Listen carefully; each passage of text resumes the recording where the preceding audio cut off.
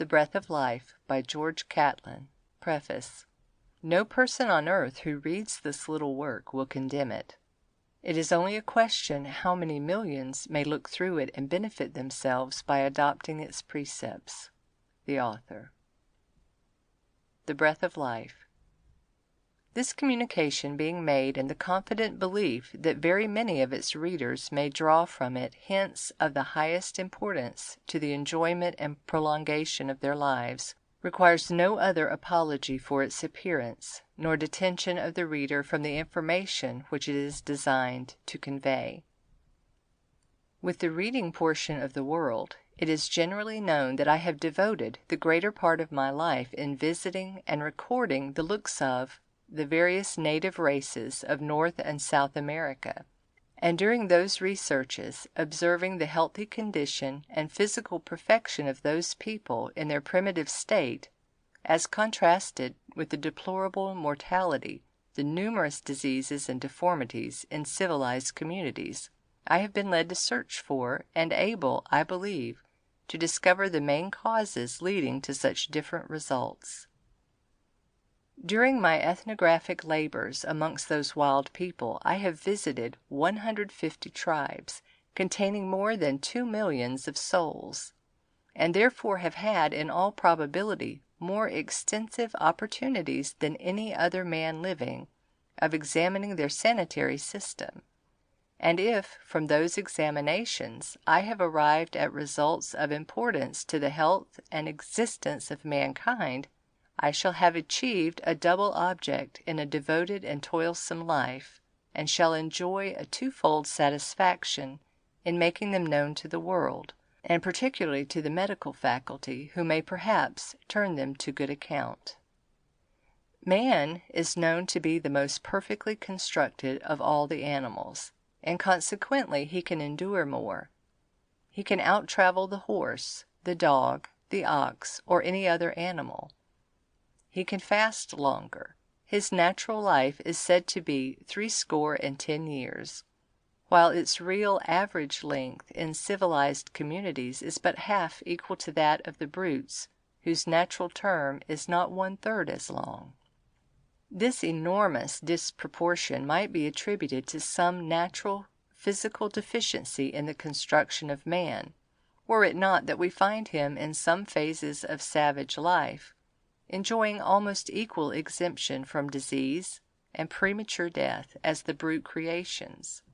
leading us to the irresistible conclusion that there is some lamentable fault yet overlooked in the sanitary economy of civilized life. The human race and the various brute species have alike been created for certain respective terms of existence, and wisely supplied with the physical means of supporting that existence to its intended and natural end. And with the two creations, these powers would alike answer, as intended, for the whole term of natural life, except for some hereditary deficiency or some practiced abuse.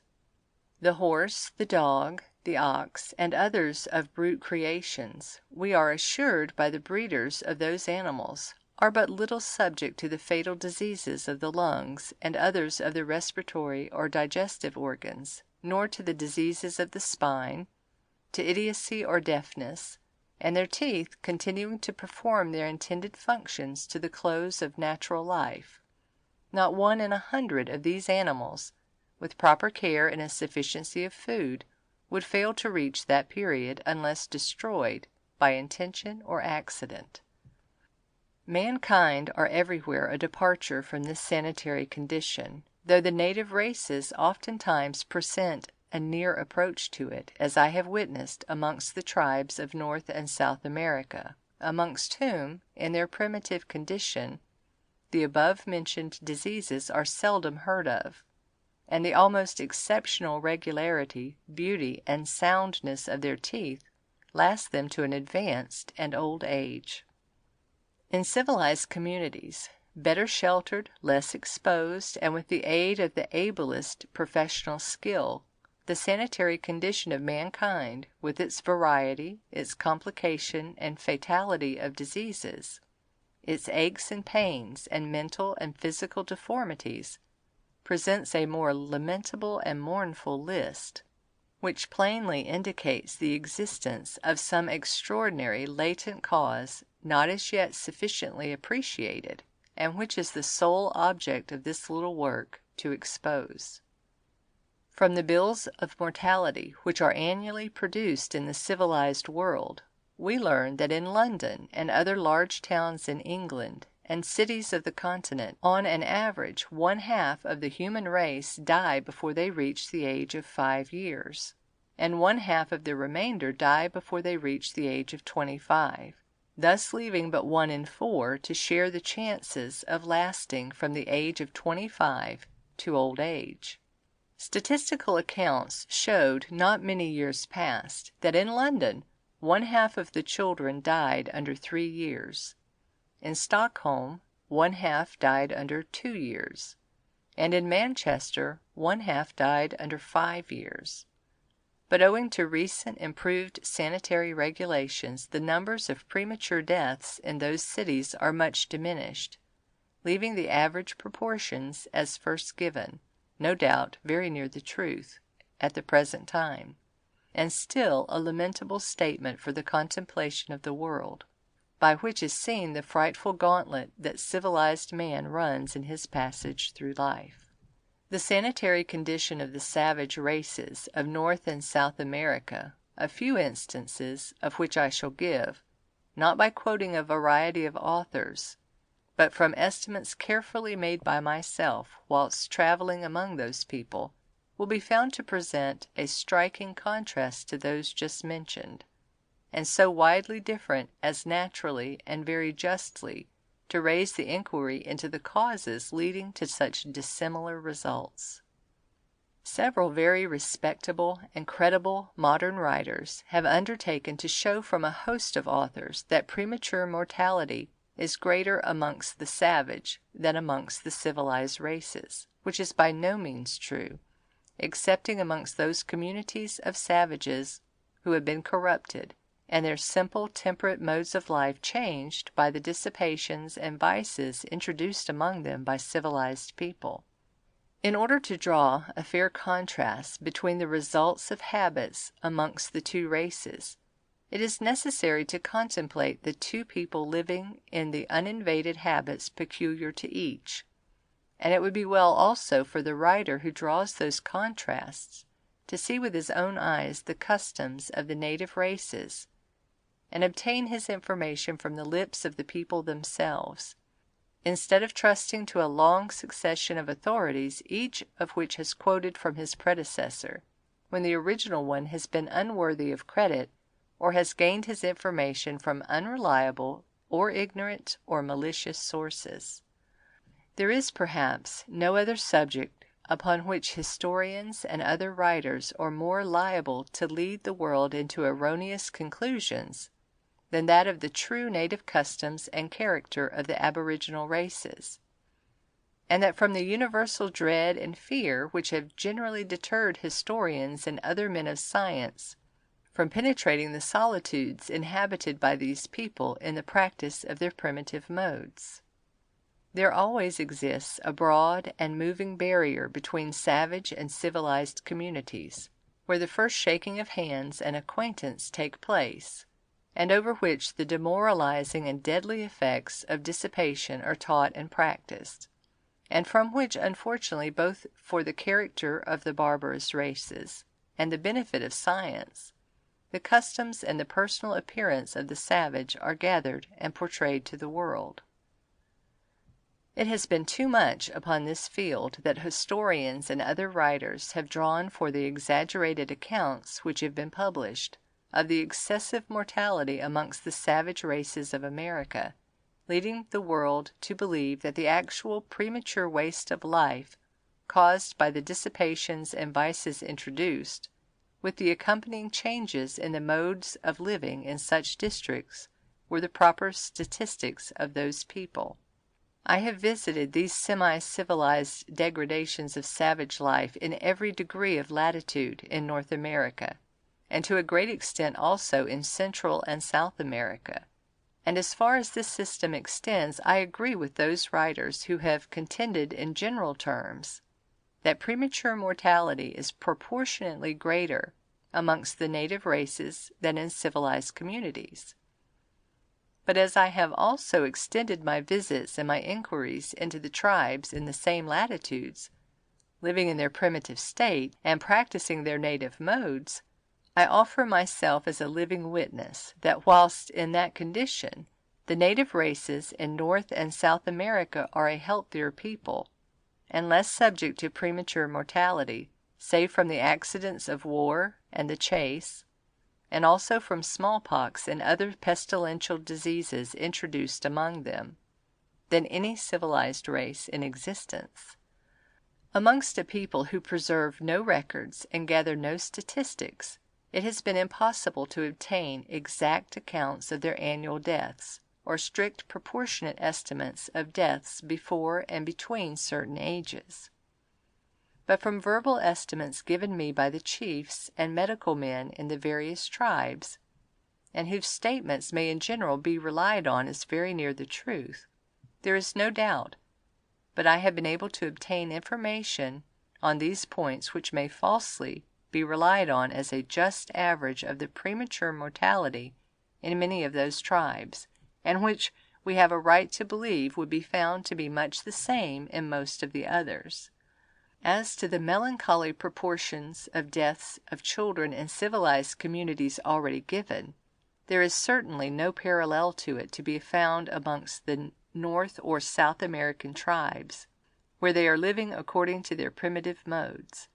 Nor do I believe that a similar mortality can be found amongst the children of any aboriginal race on any part of the globe.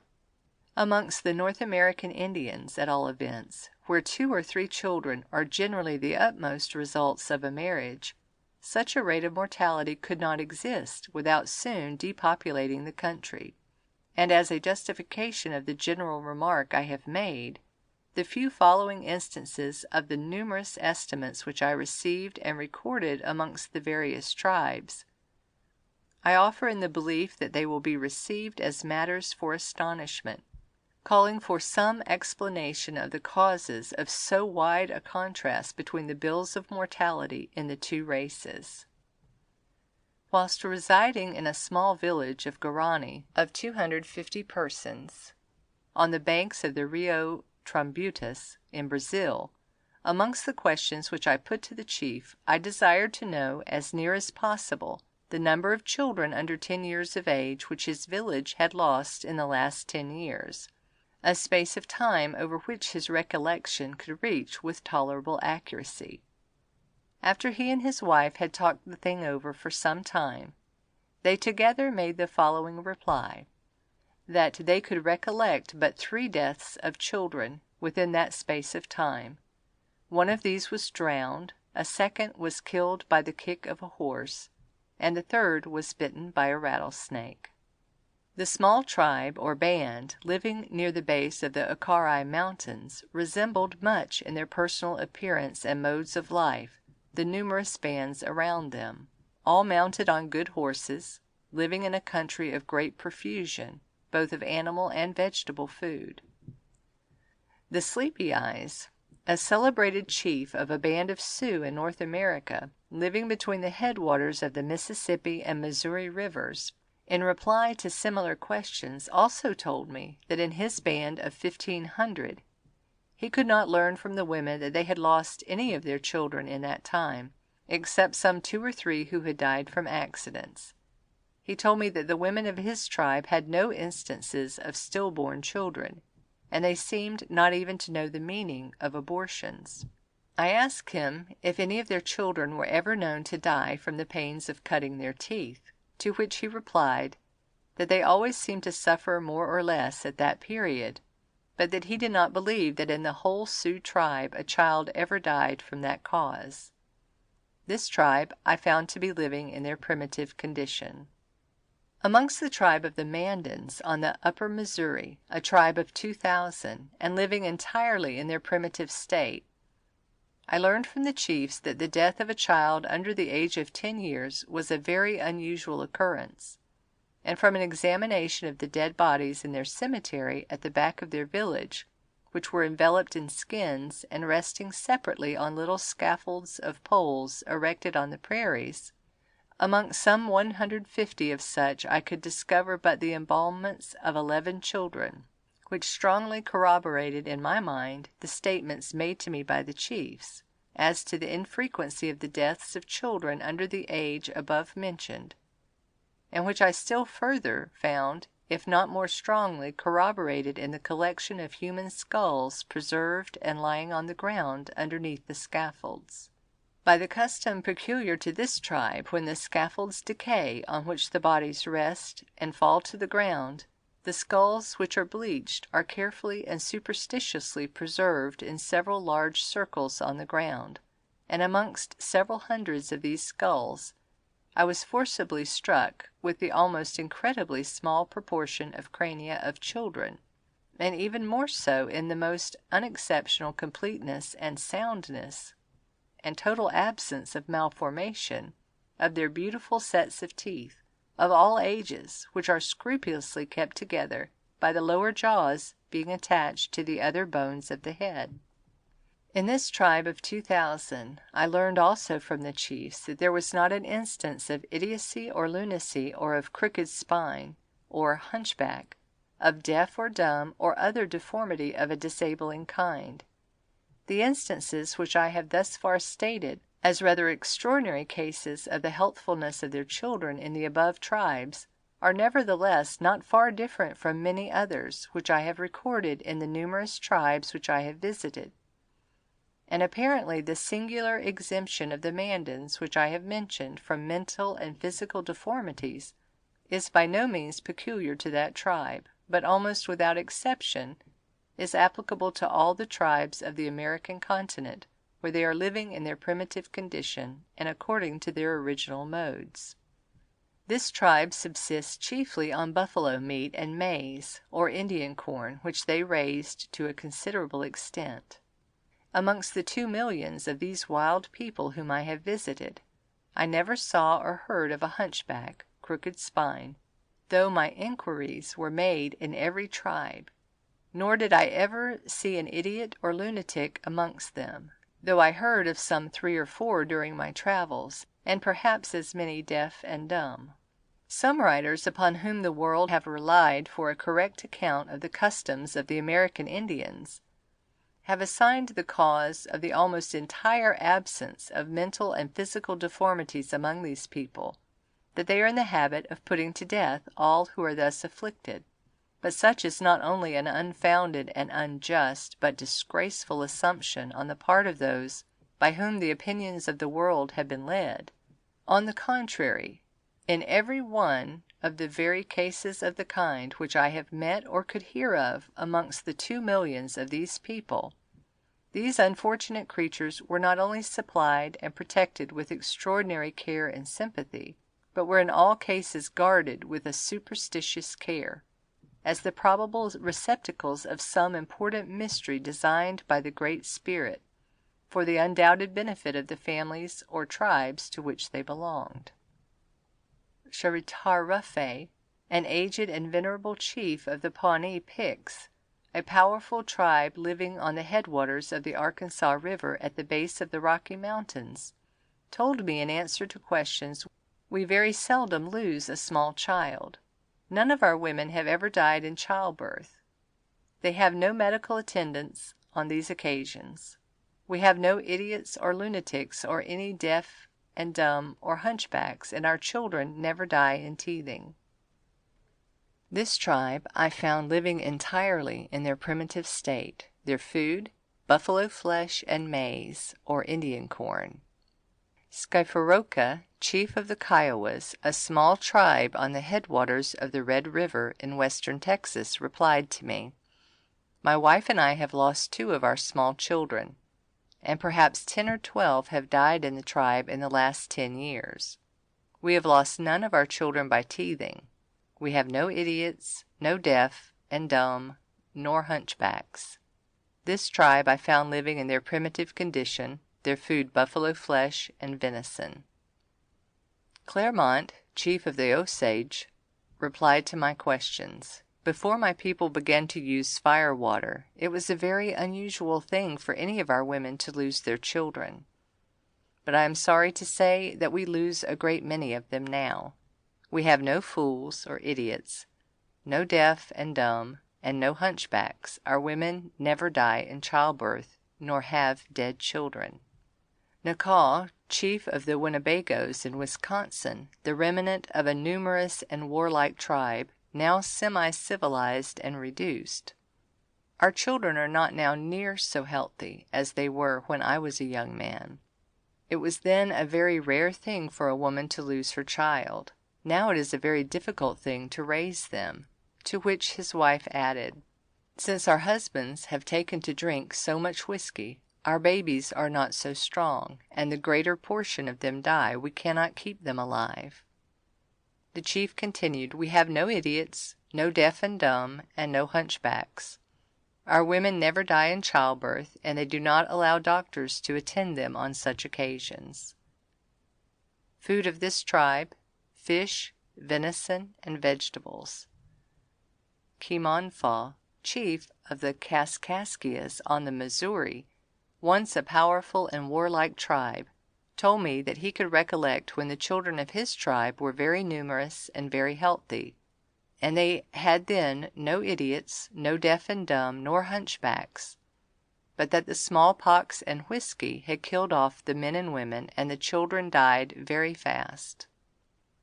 "My mother," he said, "who is very old, and my little son and myself, all of whom are now before you, are all that are left in my tribe, and I am the chief." The above, which are but a very few of the numerous estimates which I have gathered, when compared with the statistics of premature deaths and mental and physical deformities in civilized communities, form a contrast so striking between the sanitary conditions of the two races who are born the same, and whose terms of natural life are intended to be equal, as plainly to show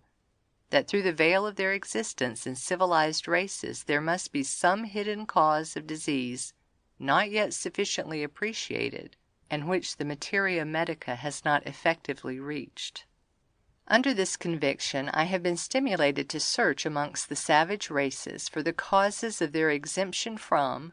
and amongst the civilized communities for the causes of their subjection to, so great a calamity. And this I believe I have discovered, commencing in the cradle, and accompanying civilized mankind through the painful gauntlet of life to the grave. And in possession of this information, when I look into the habits of such communities, and see the operations of this cause and its lamentable effects, I am not in the least astonished at the frightful results which the lists of mortality show. But it is matter of surprise to me that they are not even more lamentable, and that nature can successfully battle so long as she does against the abuses with which she often has to contend. This cause I believe to be the simple neglect to secure the vital and intended advantages to be derived from quiet and natural sleep, the great physician and restorer of mankind, both savage and civil, as well as of the brute creations. Man's cares and fatigues of the day become a daily disease, for which quiet sleep is the cure.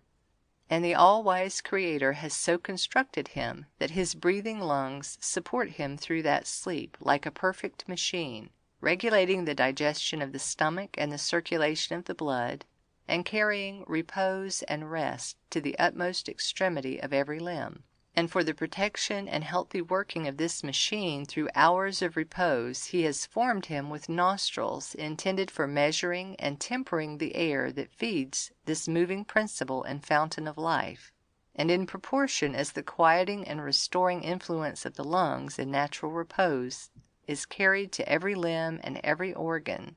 so in unnatural and abused repose do they send their complaints to the extremities of the system in various diseases, and under continued abuse fall to pieces themselves, carrying inevitable destruction of the fabric with them in their decay.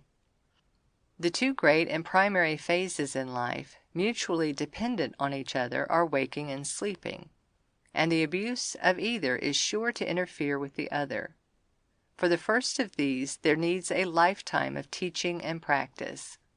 But for the enjoyment of the latter a man needs no teaching, provided the regulations of the all-wise Maker and Teacher can have their way, and are not contravened by pernicious habits or erroneous teaching. If man's unconscious existence for nearly 1/3 of the hours of his breathing life depends from one moment to another upon the air that passes through his nostrils, and his repose during those hours and his bodily health and enjoyment between them depend upon the soothed and tempered character of the currents that are passed through his nose to his lungs, how mysteriously intricate in its construction and important in its function is that feature, and how disastrous may be the omission in education which sanctions a departure from the full and natural use of this wise arrangement. When I have seen a poor Indian woman in the wilderness lowering her infant from the breast, and pressing its lips together as it falls asleep in its cradle in the open air, and afterwards looking into the Indian multitude for the results of such practice, I have said to myself, glorious education! Such a mother deserves to be the nurse of emperors. And when I have seen the careful, tender mothers in civilized life, covering the faces of their infants sleeping in overheated rooms with their little mouths open and gasping for breath, and afterwards looked into the multitude,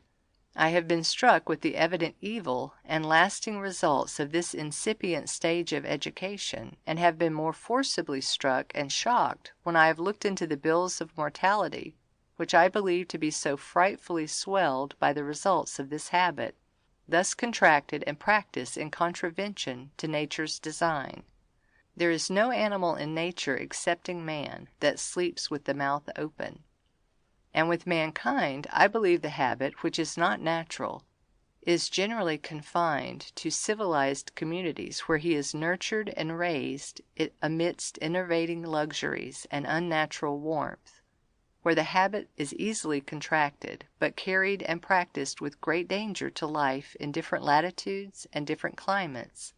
and in sudden changes of temperature even in his own house. The physical conformation of man alone affords sufficient proof that this is a habit against instinct, and that he was made, like the other animals, to sleep with his mouth shut, supplying the lungs with vital air through the nostrils, the natural channels. And a strong corroboration of this fact is to be met with amongst the North American Indians, who strictly adhere to nature's law in this respect, and show the beneficial results in their fine and manly forms and exemption from mental and physical diseases, as has been stated. The savage infant, like the offspring of the brute, breathing the natural and wholesome air, generally from instinct closes its mouth during its sleep, and in all cases of exception the mother rigidly, and cruelly if necessary, enforces nature's law in the manner explained, until the habit is fixed for life, of the importance of which she seems to be perfectly well aware. But when we turn to civilized life, with all its comforts, its luxuries, its science, and its medical skill, our pity is enlisted for the tender germs of humanity brought forth and caressed in smothered atmospheres which they can only breathe with their mouths wide open, and nurtured with too much thoughtlessness to prevent their contracting a habit which is to shorten their days with the croup in infancy, or to turn their brains to idiocy or lunacy, and their spines to curvatures, or in manhood their sleep to fatigue and the nightmare, and their lungs and their lives to premature decay. If the habit of sleeping with the mouth open is so destructive to the human constitution, and is caused by sleeping in confined and overheated air, and this under the imprudent sanction of mothers, they become the primary causes of the misery of their own offspring, and to them chiefly the world must look for the correction of the error, and consequently the benefaction of mankind. They should first be made acquainted with the fact that their infants don't require heated air. They had better sleep with their heads out of the window than under their mother's arms, that middle-aged and old people require more warmth than children, and that to embrace their infants in their arms in their sleep during the night is to subject them to the heat of their own bodies, added to that of the feather beds and overheated rooms, the relaxing effects of which have been mentioned, with their pitiable and fatal consequences. There are many, of course, in all ranks and grades of society who escape from contracting this early and dangerous habit, and others who commence it in childhood or in manhood, a very few of whom who live and suffer under it to old age, with constitutions sufficiently strong to support nature in her desperate and continuous struggle against abuse. When we observe amongst very aged persons that they almost uniformly close their mouth firmly, we are regarding the results of a long practiced and healthy habit, and the surviving few who have thereby escaped fatal consequences of the evil practice I am condemning. Though the majority of civilized people are more or less addicted to the habit I am speaking of, comparatively few will admit that they are subject to it. They go to sleep and awake with their mouths shut, not knowing that the insidious enemy, like the deadly vampire that imperceptibly sucks the blood, gently steals upon them in their sleep, and does its work of death whilst they are unconscious of the evil. Few people can be convinced that they snore in their sleep, for snoring is stopped when they awake, and so with breathing through the mouth, which is generally the cause of snoring. The moment that consciousness arrives, the mouth is closed, and nature resumes her usual course. In natural and refreshing sleep, man breathes but little air. His pulse is low, and in the most perfect state of repose he almost ceases to exist.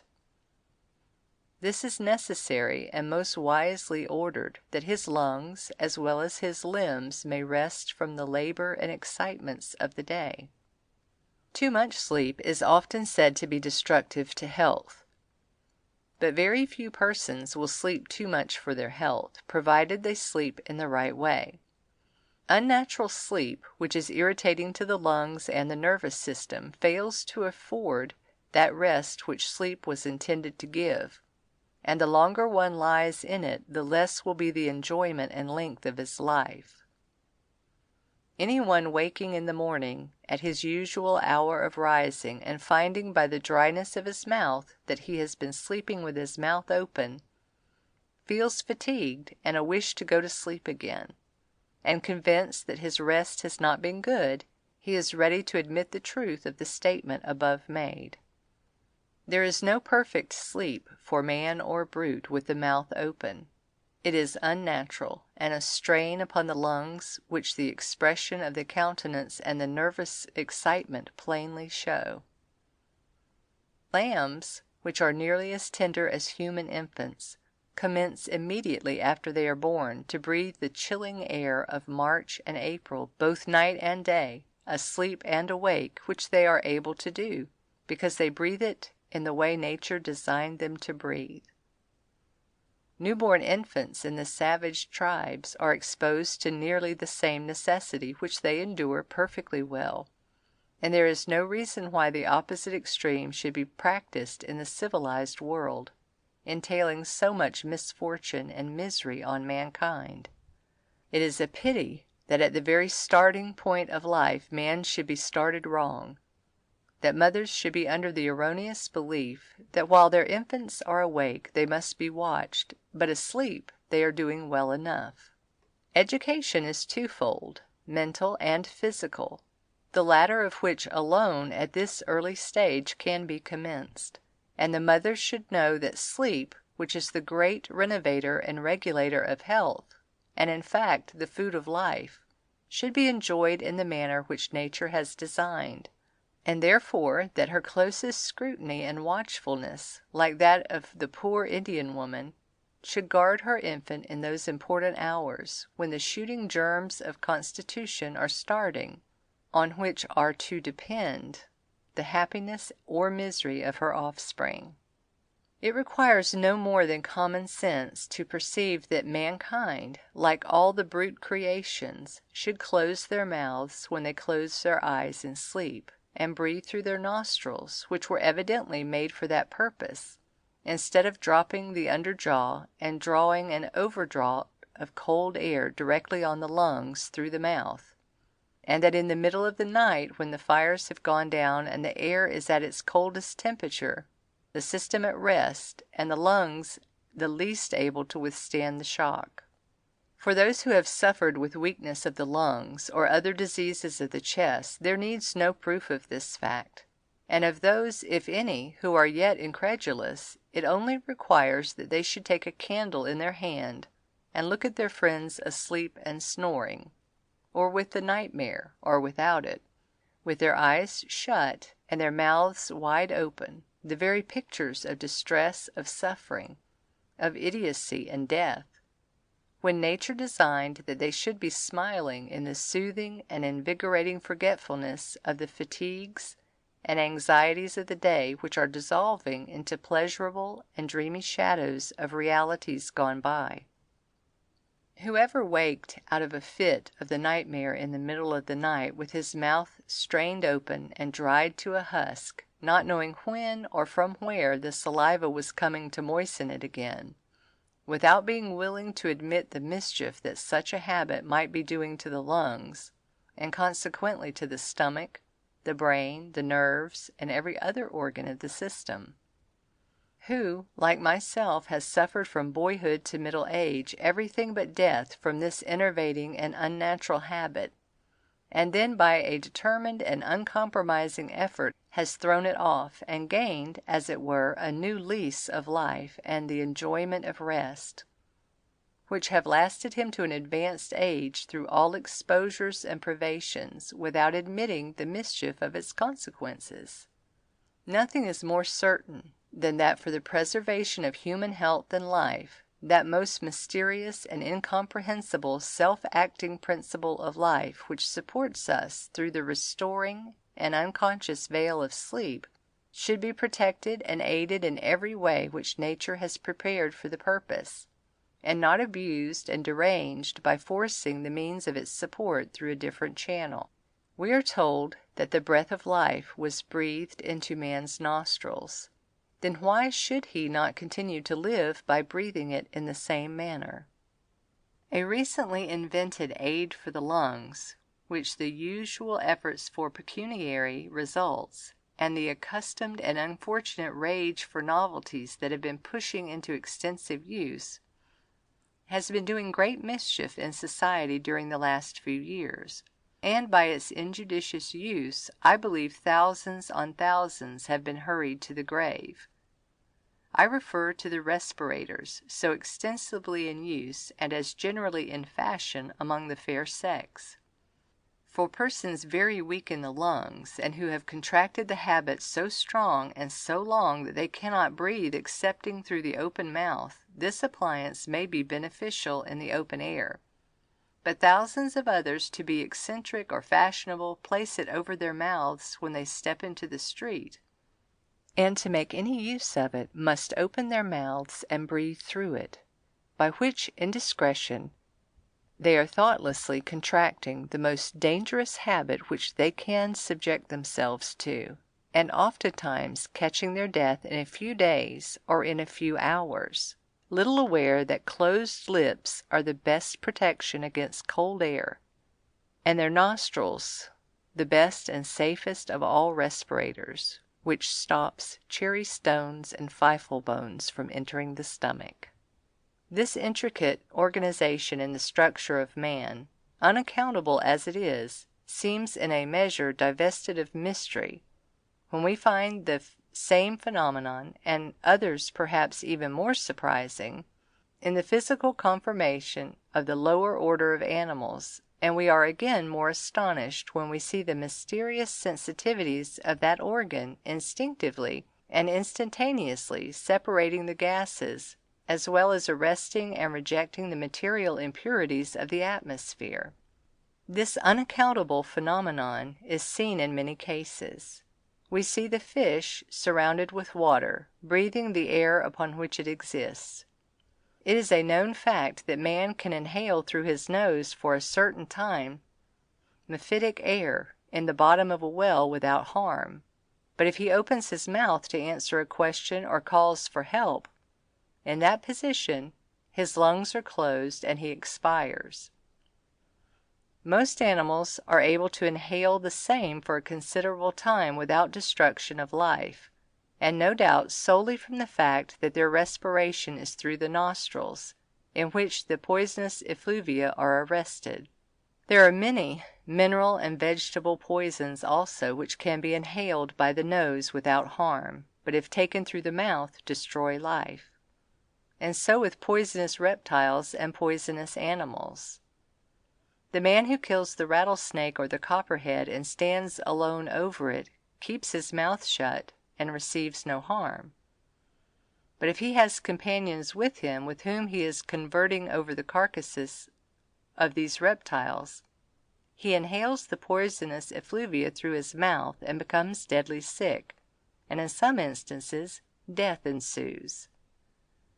Infinitesimal insects also, not visible to the naked eye, are inhabiting every drop of water we drink and every breath of air we breathe, and minute particles of vegetable substances as well as of poisonous minerals, and even glass and silex, which float imperceptibly in the air, are discovered coating the respiratory organs of man. And the class of birds which catch their food in the air with open mouths as they fly,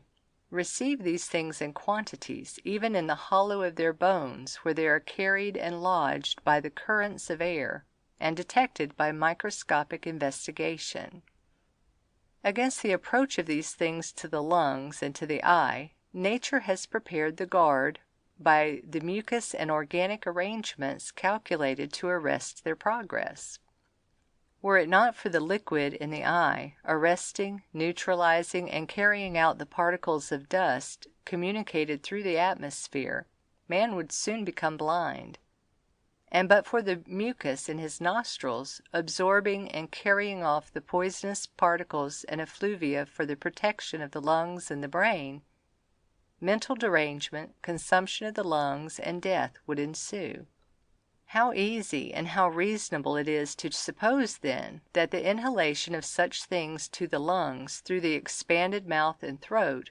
may be a cause of consumption and other fatal diseases attaching to the respiratory organs,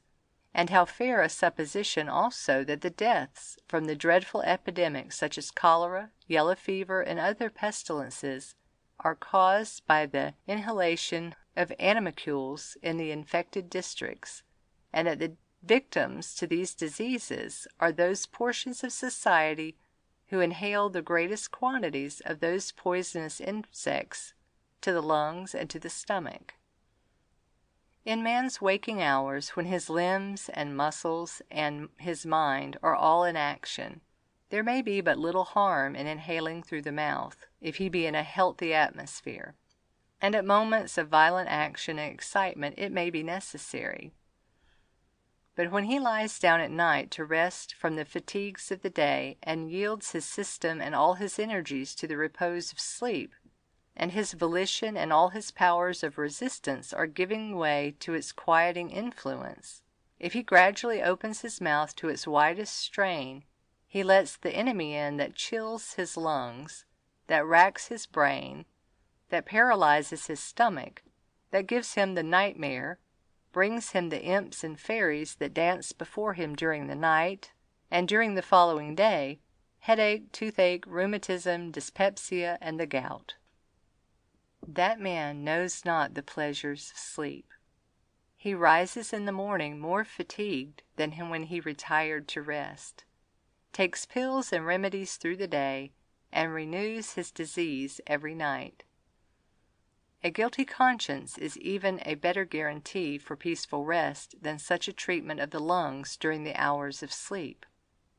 Destructive irritation of the nervous system and inflammation of the lungs with their consequences are the immediate results of this unnatural habit, and its continued and more remote effects consumption of the lungs and death. Besides this frequent and most fatal of all diseases, bronchitis, quinsy, croup, asthma, and other diseases of the respiratory organs, as well as dyspepsia, gout of the stomach, rickets, diarrhea, diseases of the liver, the heart, the spine, and the whole of the nervous system, from the brain to the toes, may be chiefly attributed to this deadly and unnatural habit. And any physician can easily explain the manner in which these various parts of the system are thus affected by the derangement of the natural functions of the machine that gives them life and motion. All persons going to sleep should think not of their business, not of their riches or poverty, their pains or their pleasures, but of what are of infinitely greater importance to them, their lungs, their best friends that have kept them alive through the day, and from whose quiet and peaceful repose they are to look for happiness and strength during the toils of the following day.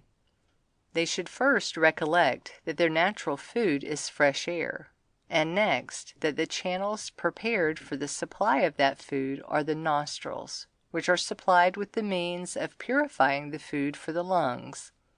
as the mouth is constructed to select and masticate the food for the stomach. The lungs should be put to rest as a fond mother lulls her infant to sleep. They should be supplied with vital air and protected in the natural use of it, and for such care each successive day would repay in increased pleasures and enjoyments. The lungs and the stomach are two near neighbors not to be mutually affected by abuses offered to the one or the other. They both have their natural food, and the natural and appropriate means prepared by which it is to be received. Air is the especial food of the lungs, and not of the stomach. He who sleeps with his mouth open draws cold air and its impurities into the stomach as well as into the lungs, and various diseases of the stomach, with indigestion and dyspepsia, are the consequences. Bread may almost as well be taken into the lungs as cold air and wind into the stomach. A very great proportion of human diseases are attributed to the stomach, and are there met and treated. Yet I believe they have a higher origin, the lungs, upon the healthy and regular action of which the digestive as well as the respiratory and nervous systems depend. The moving, active principle of life and life itself are there, and whatever deranges the natural action at that fountain affects every function of the body. The stomach performs its indispensable but secondary part, whilst the moving, motive power is in healthy action, and no longer. Man can exist several days without food, but about as many minutes without the action of his lungs.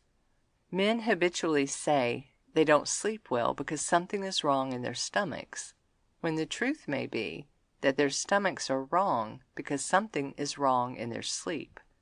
If this dependent affinity in the human system be true, befitting man's life with so many dangers flowing from the abuse of his lungs, with the fact that brute creations are exempt from all of these dangers, and the savages in the wilderness nearly so, how important is the question which it raises whether the frightful and unaccountable bills of mortality against the civilized races of mankind are not greatly augmented,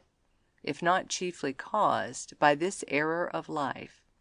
beginning, as I have said, in the cradle, and becoming a habit, as it were, a second nature, to weary and torment mankind to their graves. Man is created, we are told, to live 70 years. But how small a proportion of mankind reach that age, or halfway, or even a quarter of the way to it. We learn from the official reports before alluded to that in civilized communities 1/2 or more perish in infancy or childhood, and 1/2 of the remainder between that and the age of 25, and physicians tell us the diseases they die of, but who tells us of the causes of those diseases? All effects have their causes. Disease is the cause of death, and there is a cause for disease. When we see the brute creations exempted from premature death, and the savage races comparatively so, whilst civilized communities show such lamentable bills of mortality, it is but a rational deduction that the fatality is the results of habits not practiced by savages and the brute creations. And whatever characteristic differences in the habits of the three creations strike us as so distinctly different and so proportioned to the results, as already shown. The first, with the mouth always shut. The second, with it shut during the night and most of the day. And the third, with it open most of the day and all of the night. The first of these are free from disease. The second, comparatively so. And the third show the lamentable results in the bills of mortality already given. How forcible and natural is the deduction from these facts, that here may be the great and principal cause of such widely different results, strengthened by the other facts, that the greater part of the fatal diseases of the body, as well as diseases of the mind before mentioned, are such as could and would flow from such an unnatural abuse of the lungs, the fountain and mainspring of life. And how important also is the question raised by these facts, how far such an unnatural habit exposes the human race to the dangers from epidemic diseases. The brute creations are everywhere free from cholera and yellow fever, and I am a living witness that the Asiatic cholera of 1831 was everywhere arrested on the United States frontier, when in its progress it reached the savage tribes living in their primitive condition, having been a traveler on those frontiers during its ravages in those regions. Epidemic diseases are undoubtedly communicated through the medium of the atmosphere, in poisonous animalcules or infectious agents, and what conclusion can be more rational than that he who sleeps with his mouth open during the night, drawing an increased quantity of infected atmosphere directly into the lungs and the stomach, will increase his chances of contracting the disease?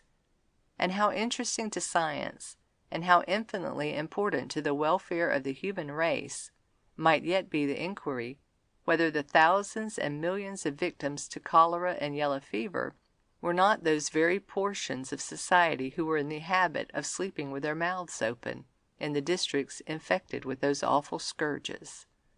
It is a well-known fact that fishes will die in a few moments in their own element with their mouths kept open by the hook, and I strongly doubt whether an ox or a horse would live any length of time with its mouth fastened open with a block of wood during the accustomed hours of its repose. And I believe that the derangement of the system by such an experiment would be similar to that in the human frame, and that death would be sooner and more certain. And I believe also that if the American races of savages which I have visited had treated the subject with the same indifference and abuse, they would have long since have lost, if not have ceased to exist, that decided advantage which they now hold over the civilized races, in manly beauty and symmetry of physical conformation, and that their bills of mortality would exhibit a much nearer approximation to those of civilized communities than they now do. Besides the list of fatal diseases already given, and which I attribute chiefly to the pernicious habit which I have explained, there are other results affecting the senses, personal appearance, and the enjoyments of life, which, though not fatal, are themselves of sufficient importance to demand its correction, such as curvature of the spine, idiocy, deafness, nightmare, polyps in the nose, malformation and premature decay of the teeth, toothache, tic douloureux, rheumatism, gout, and many others, to which brute creations are strangers, and to most of which the savage races are but little subject. By another reference to the statistics of civilized societies, we find that in some 0.5% are idiots or lunatics, 1/3% are deaf and dumb, 0.5% are hunchbacks, and from 3/4 to 1% of other disabling diseases and deformities, all of which are almost unknown to the American native races, affording a strong corroborative proof, if it were necessary, that such deficiencies and deformities are the results of accidents or habits, and not the works of nature's hand. Nature produces no diseases nor deformities, but the offspring of men and women whose systems are impaired by the habits which have been alluded to, are no doubt oftentimes ushered into the world with constitutional weaknesses and predilections for contracting the same habits, with their results. And it is safe to say that 3/4 of the generating portions of every civilized community existing are more or less under these disqualifications, which, together with want of proper care of their offspring in infancy and childhood, I believe to be the cause of 4/5 of the mental and physical deformities, loss of teeth, and premature deaths between conception and infancy, childhood, manhood, and old age. I have said that no diseases are natural, and deformities, mental and physical, are neither hereditary nor natural, but purely the results of accidents or habits. A cloven foot produces no cloven feet. Hunchbacks beget straight spines, and mental deformities can have no progeny. What a sad bill to bring against the glorious advantages of civilized life, its improvements, its comforts and refinements, that in England there are something like 35,000 idiots and lunatics, 17,000 deaf and dumb, and 15,000 hunchbacks, and about an equal proportion of these mental and physical deformities in the other civilized nations of the earth. Nature makes nothing without design, and who dares to say that she has designed these lists of pitiable existence among the civilized races of man, and that the more perfect work of her hand has been bestowed upon the savage and even the brute creations? And, next to nature, our dear mothers, under whose kind care and tender handling we have been raised, could subject us to no accident to turn the brain or crook the spine, but easily and thoughtlessly might, even in their over-anxiety for our health, subject us to early treatment, engendering habits which would gradually and imperceptibly produce the whole of these calamities, which I believe have never as yet been traced to a more probable cause than the habitual abuse of the lungs in the manner which has been described. The teeth of man, as with the brutes, are wisely constructed to answer their intended purposes through the natural term of life, and would so, no doubt, but from abuses, the principal one of which I consider to be the pernicious habit already explained. The saliva exuding from the gums, designed as the element of the teeth, floods every part of the mouth while it's shut, continually rising like a pure fountain from the gums, at the roots of and between the teeth, loosening and carrying off the extraneous matter which would otherwise accumulate, communicating disease to the teeth and taint to the breath. By nature the teeth and the eyes are strictly amphibious, both immersed in liquids which are prepared for their nourishment and protection, and with powers of existing in the open air long enough for various purposes for which they were designed. But beyond that, abuse begins, and they soon turn to decay. It is the suppression of saliva, with dryness of the mouth, and an unnatural current of cold air across the teeth and gums during the hours of sleep, that produces the malformation of the teeth, toothache, and tic douloureux, with premature decay, and loss of teeth so lamentably prevalent in the civilized world. Amongst the brute creations that never open their mouths except for taking their food and drink, their teeth are protected from the air both day and night, and seldom decay. But man, who is a talking and laughing animal, exposing his teeth to the air a great portion of the day, and oftentimes during the whole of the night, the results are widely different. He is oftentimes toothless at middle age, and in 7 cases in 10, in his grave before he is 50. If civilized man, with his usual derangements and absence of teeth, had been compelled to crop the grass like the ox and the horse as the means of his living, and knew not the glorious use of the spoon, to what a misery would he have been doomed, and how long could he exist? The loss of a tooth or two with these animals would result in their death. And how wise and how provident, therefore, the designs of the Creator, who has provided them with the unfailing means of supporting their existence and also the instinctive habits intended for the protection of those means. Amongst the native races they seem to have a knowledge of these facts, and the poor Indian woman who watches her infant and presses its lips together as it sleeps in its cradle attracts the ridicule, perhaps, or pity of the passer-by, but secures the habit in her progeny which enables them to command the admiration and envy of the world.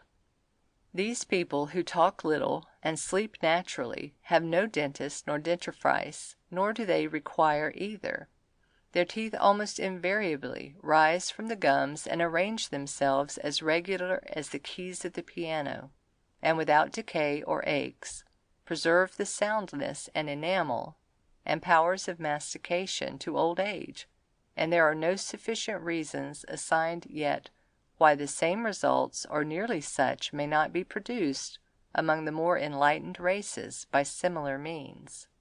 Civilized man may properly be said to be an open-mouthed animal. A wild man is not.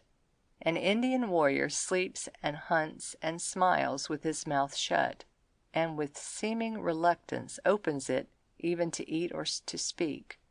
An Indian child is not allowed to sleep with its mouth open, from the very first sleep of its existence, the consequence of which is that while the teeth are forming and making their first appearance, they meet and constantly feel each other,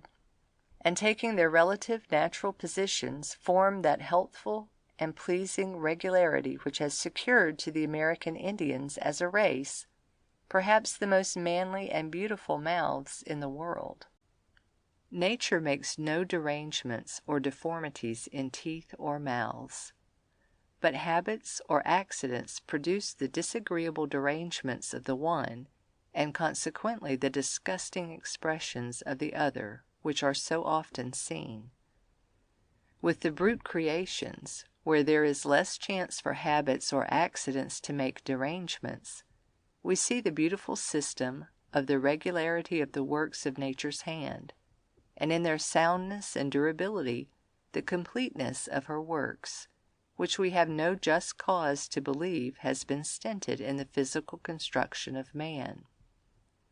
The contrast between the two societies, of savage and of civil, as regards the perfection and duration of their teeth, is quite equal to that of their bills of mortality already shown, and I contend that in both cases the principal cause of the difference is exactly the same, that of respiration through the mouth during the hours of sleep. Under the less cruel and apparently more tender and affectionate treatment of many civilized mothers, their infants sleep in their arms, in their heated exhalation, or in cradles, in overheated rooms with their faces covered, without the allowance of a breath of vital air, where, as has been said, they from necessity gasp for breath, until it becomes a habit of their infancy and childhood to sleep with their mouths wide open, which their tender mothers overlook or are not cruel enough to correct, little thinking of the sad affliction which the croup or later diseases are to bring into their house. There is nothing more natural than a mother's near and fond embrace of her infant in her hours of sleep, and nothing more dangerous to its health, and even to its existence. The tender sympathies of love and instinct draw her arms closer around it, and her lips nearer, as she sinks into sleep, and compels it to breathe the exhausted and poisoned air that she exhales from her own lungs, little thinking how much she is doing to break her heart in future days. Nothing is sweeter or more harmless to a mother than to inhale the feeble breath of her innocent. But she should be reminded that whilst she is drawing these delicious draughts, she may be returning for them pestilence and death. All mothers know the painful and even dangerous crisis which their infants pass in teething, and how naturally do their bosoms yearn for the sufferings of these little creatures, whose earthly careers are often stopped by that event.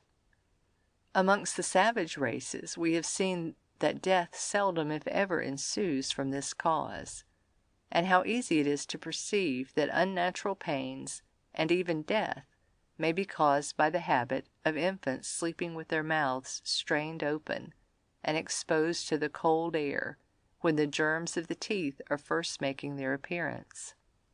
The statistics of England show an annual return of 25,000 infants and children under 5 years of age that die of convulsions.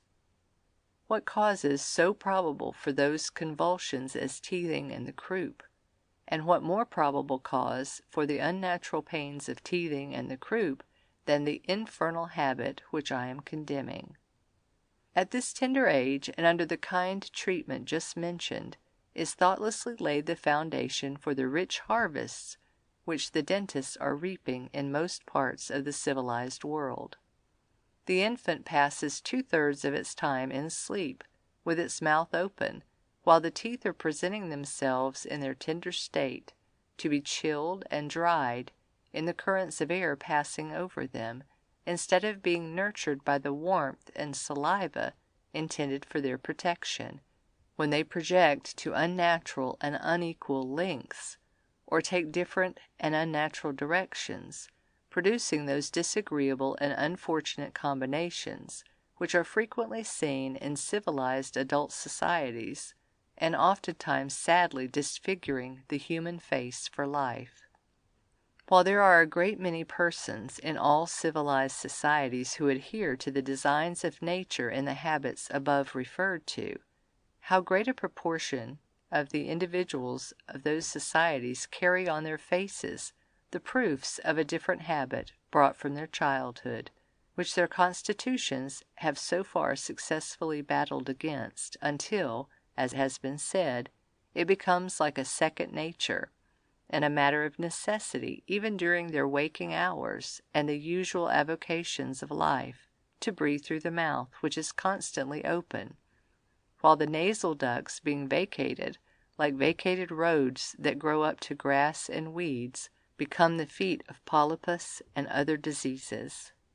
In all of these instances there is a derangement and deformity of the teeth, and disfigurement of the mouth and the whole face, which are not natural, carrying the proof of a long practice of the baneful habit, with its lasting consequences, and producing that unfortunate and pitiable, and oftentimes disgusting expression, which none but civilized communities can present. Even the brute creations furnish nothing so abominable as these, which justly demand our sympathy instead of our derision. The faces and the mouths of the wolf, the tiger, and even the hyena and the donkey are agreeable and even handsome by the side of them. What physician will say that the inhalation of cold air to the lungs through such mouths as these, and over the putrid secretions and rotten teeth within, may not occasion disease of the lungs and death? Infected districts communicate disease. Infection attaches to the putrescence, and no other infected district can be so near to the lungs as an infected mouth. Most habits against nature, if not arrested, run into disease. The habit which has thus far been treated as a habit, merely with its evil consequences, will here be seen to be worthy of a name, and of being ranked amongst the specific diseases of mankind, indulged and practiced until the mouth is permanently distorted from its natural shape, and in the infectious state above named, acting the unnatural handmaid to the lungs, it gains the locality and speciality of character which characterize diseases, and therefore would properly rank amongst them. No name seems as yet to have been applied to this malady, and no one apparently more expressive at present suggests than malo inferno, which, though perhaps not exactly classic, I would denominate it, and define it to be strictly a human disease, confined chiefly to the civilized races of man, an unnatural and pitiable disfigurement of the human face divine, unknown to the brutes, and unallowed by the savage races, caused by the careless permission of a habit contracted in infancy or childhood, and submitted to humbly through life, under the mistaken belief that it is by an unfortunate order of nature.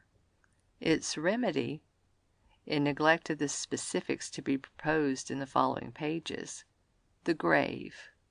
generally between infancy and the age of 40.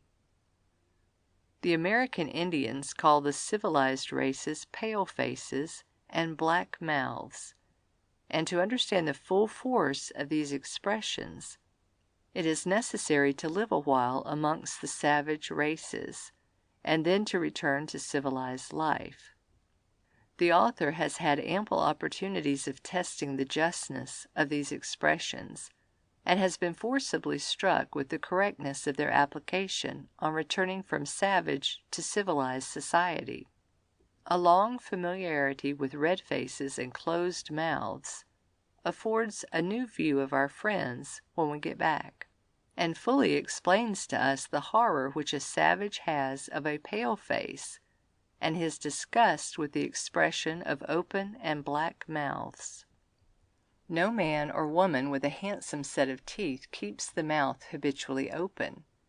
and every person with an unnatural derangement of the teeth is as sure seldom to have it shut. This is not because the derangement of the teeth has made the habit, but because the habit has caused the derangement of the teeth. If it were for the sake of the teeth alone, in man's personal appearance, the habit I am condemning would be one well worth struggling against. But when we can so easily and with so much certainty discover its destructive effects upon the constitution and life of man, it becomes a subject of a different importance, and well worthy of being understood by every member of society, who themselves, and not physicians, are to arrest its deadly effects. The brute, at its birth, rises on its feet, breathes the open air, and seeks and obtains its food at the next moment. Of the party of 14 Low Indians who visited London some years since, there was one whose name was Washkeemonye, the fast dancer. He was a great droll and somewhat of a critic, and had picked up enough of English to enable him to make a few simple sentences and to draw amusing comparisons. I asked him one day how he liked the white people after the experience he had now had, to which he replied, "Well, white men suppose mouth shut, putty coot. Mouth open, no coot. Me no like 'em, not much." This reply created a smile amongst the party, and the chief informed me that one of the most striking peculiarities which all Indian tribes discovered amongst the white people was the derangement and absence of their teeth, and which they believed were destroyed by the number of lies that passed over them. The chicken breaks its own shell and walks out on 2 legs, and without a gaze of wonder upon the world around, begins selecting and picking up its own food. Man, at his birth, is a more helpless animal, and his mental as well as his physical faculties, requiring a much longer time to mature, are subject to greater dangers of misdirection from pernicious habits, which it should be the first object to guard against. The savage tribes of America allow no obstacles to the progress of nature in the development of their teeth and their lungs for the purposes of life, and consequently securing their exemption from many of the pangs and pains which the civilized races seem to be heirs to, who undoubtedly too often overeducate the intellect while they undereducate the man. The human infant, like the infant brute, is able to breathe the natural air at its birth, both asleep and awake, but that breathing should be done as nature designed it, through the nostrils instead of through the mouth.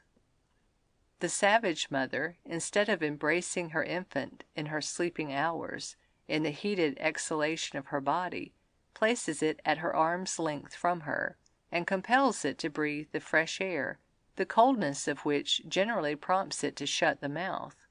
in default of which she presses its lips together in the manner that has been stated, until she fixes the habit which is to last it through life, and the contrast to this, which is too often practiced by mothers in the civilized world, in the mistaken belief that warmth is the essential thing for their darling babes, I believe to be the innocent foundation of the principal, and as yet unexplained cause of the deadly diseases so frightfully swelling the bills of mortality in civilized communities. All savage infants amongst the various native tribes of America are reared in cribs or cradles, with the back lashed to a straight board, and by the aid of a circular concave cushion placed under the head. The head is bowed a little forward when they sleep, which prevents the mouth from falling open, thus establishing the early habit of breathing through the nostrils. The results of this habit are that Indian adults invariably walk erect and straight, have healthy spines, and sleep upon their backs with their robes wrapped around them, with the head supported by some rest, which inclines it a little forward, or upon their faces with the forehead resting on the arms which are folded underneath it, in both of which cases there is a tendency to the closing of the mouth,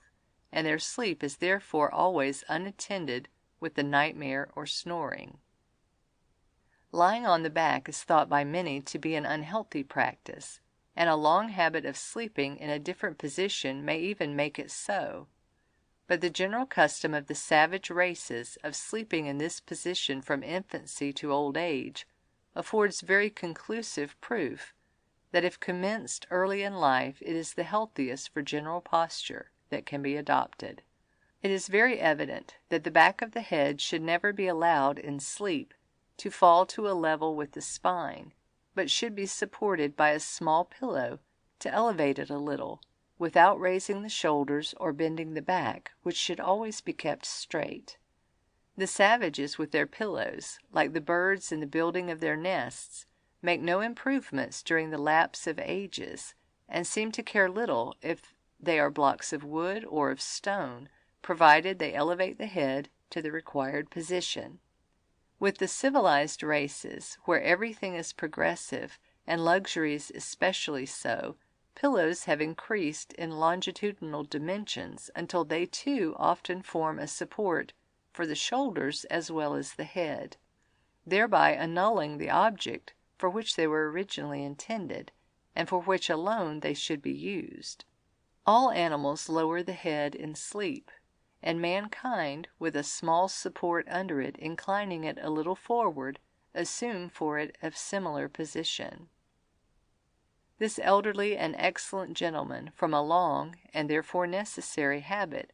takes his nap after dinner, in the attitude which he is contented to believe is the most luxurious that can be devised, whilst anyone can discover that he is very far from the actual enjoyment which he might feel, and the more agreeableness of aspect which he might present to his surrounding friends, if his invention had carried him a little farther and suggested the introduction of a small cushion behind his head, advancing it a little forward, above the level of his spine. The gastric juices commence their work upon the fresh contents of a stomach on the arrival of a good dinner, with a much slighter jar upon the digestive and nervous systems, when the soothing and delectable compound is not shocked by the unwelcome inhalations of chilling atmosphere. And this tender and affectionate mother, blessing herself and her flock of little ones with the pleasures of sleep, how much might she increase her own enjoyment with her pillow under her head, instead of having it under her shoulders, and that of her little gasping innocents if she had placed them in cribs, and with pillows under their heads, from which they could not escape, will be striking to all, and every mother may find a lesson in them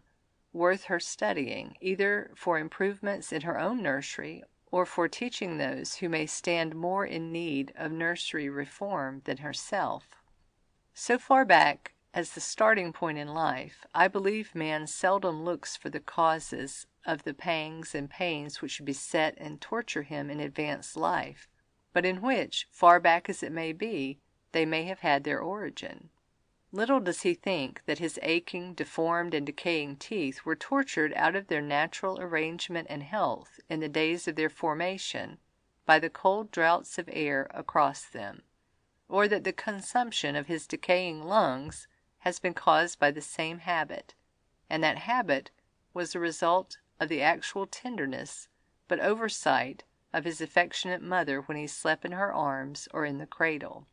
The foregoing are general remarks which I have been enabled to make from long and careful observation, and there are others perhaps equally or more demonstrative of the danger of the habit alluded to, as well as of the power we have of averting it, and of arresting its baneful effects even in middle age or the latter part of man's life, which will be found in the relation of my own experience. At the age of 34 years, after devoting myself to the dry and tedious study of the law for 3 years, and to the practice of it for 3 more years, and after that to the still more fatiguing and confining practice of miniature and portrait painting for 8 years, I penetrated the vast wilderness with my canvas and brushes, for the purpose which has already been explained, and in the prosecution of which design I have devoted most of the subsequent part of my life. At that period I was exceedingly feeble, which I attributed to the sedentary habits of my occupation, but which many of my friends and my physician believed to be the result of disease of the lungs. I had, however, no apprehensions that dampened in the least the ardor and confidence with which I entered upon my new ambition, which I pursued with enthusiasm and unalloyed satisfaction until my researches brought me into solitudes so remote that beds and bedchambers with fixed air became matters of impossibility, and I was brought to the absolute necessity of sleeping in canoes or hammocks, or upon the banks of the rivers, between a couple of buffalo skins spread upon the grass, and breathing the chilly air of dewy and foggy nights that was circulating around me. Then commenced a struggle of no ordinary kind between the fixed determination I had made to accomplish my new ambition, and the daily and hourly pains I was suffering, and the discouraging weakness daily increasing on me, and threatening my ultimate defeat. I had been, like too many of the world, too tenderly caressed in my infancy and childhood, by the overkindness of an affectionate mother, without cruelty or thoughtfulness enough to compel me to close my mouth in my sleeping hours, and who, through my boyhood, thinking that while I was asleep I was doing well enough, allowed me to grow up under that abominable custom of sleeping much of the time with the mouth wide open, and which practice I thoughtlessly carried into manhood, with nightmare and snoring and its other results, and at last, as I discovered just in time to save my life, to the banks of the Missouri, where I was nightly drawing the deadly draughts of cold air, with all its poisonous malaria, through my mouth into my lungs. Waking many times during the night, and finding myself in this painful condition, and suffering during the succeeding day with pain and inflammation, and sometimes bleeding of the lungs, I became fully convinced of the danger of the habit, and resolved to overcome it, which I eventually did, only by sternness of resolution and perseverance, determining through the day to keep my teeth and my lips firmly closed, except when it was necessary to open them, and strengthening this determination as a matter of life or death, at the last moment of consciousness, while entering into sleep. Under this unyielding determination, and the evident relief I began to feel from a partial correction of the habit, I was encouraged to continue in the unrelaxed application of my remedy, until I at length completely conquered an insidious enemy that was nightly attacking me in my helpless position, and evidently fast hurrying me to the grave. Convinced of the danger I had averted by my own perseverance, and gaining strength for the continuance of my daily fatigues, I renewed my determinations to enjoy my natural respiration during my hours of sleep,